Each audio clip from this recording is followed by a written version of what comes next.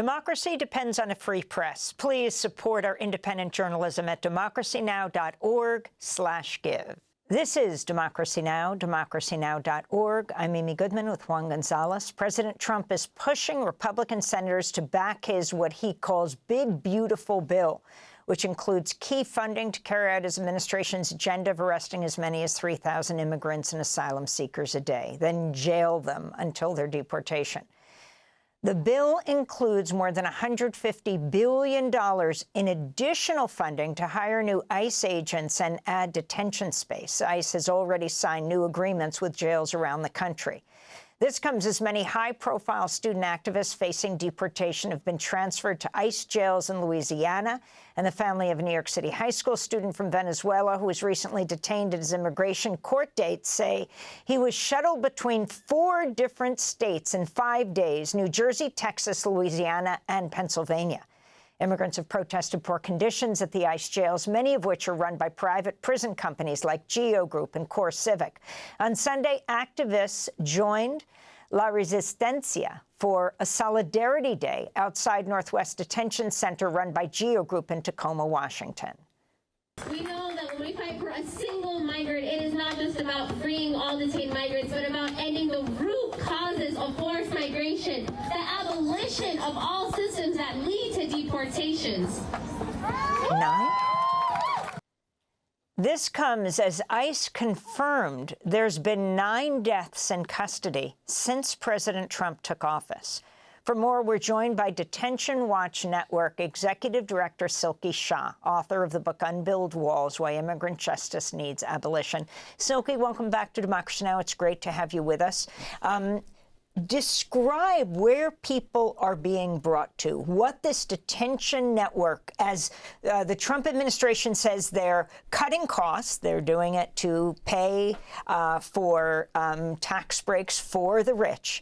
They are massively increasing the Homeland Security and ICE budget. Yeah, I mean, when the detention system is sprawling, people are detained in every single part of the country.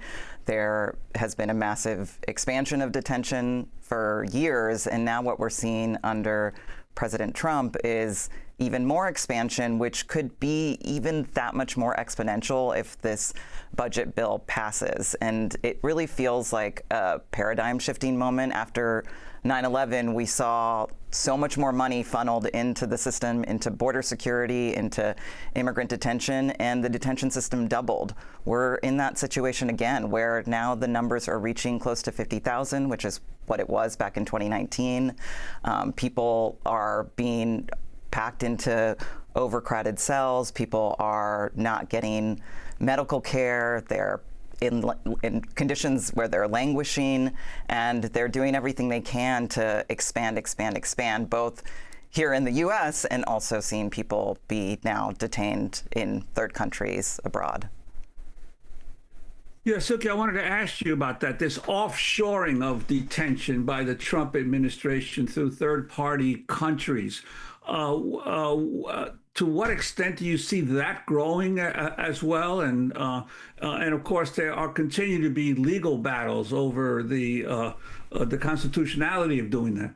Yeah, I mean, I think the thing to remember is that the U.S. has the largest immigration detention system in the world, largely because the U.S. has the largest prison system in the world. So U.S. policy is always focused on detaining people here, especially those people who are coming to the border, who are or currently live here and are being detained and are in deportation proceedings. But across the world, many countries actually detain people in other locations. Australia, England, I mean, the UK, Israel, other places have done this. And so it's not totally unprecedented. It is really concerning to see the U.S. move in this direction while at the same time building up the detention capacity here. So we need to make sure that we're doing the work to say, no, it's not okay to transfer people offshore, but not normalize the detention that's growing here more and more in county jails and private prison companies and all these other types of spaces, military bases, the use of Bureau of Prison facilities. We're seeing expansion in so many levels.